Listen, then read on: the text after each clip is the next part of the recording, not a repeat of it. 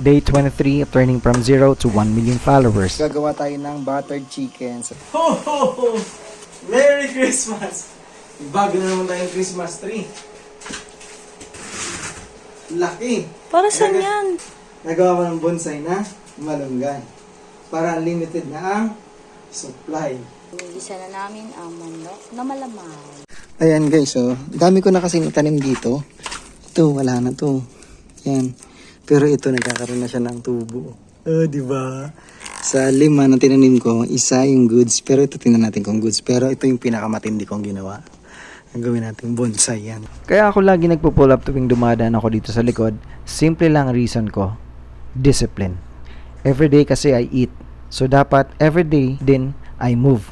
Parang balance lang. Kung may time akong kumain, dapat may time din akong mag-workout.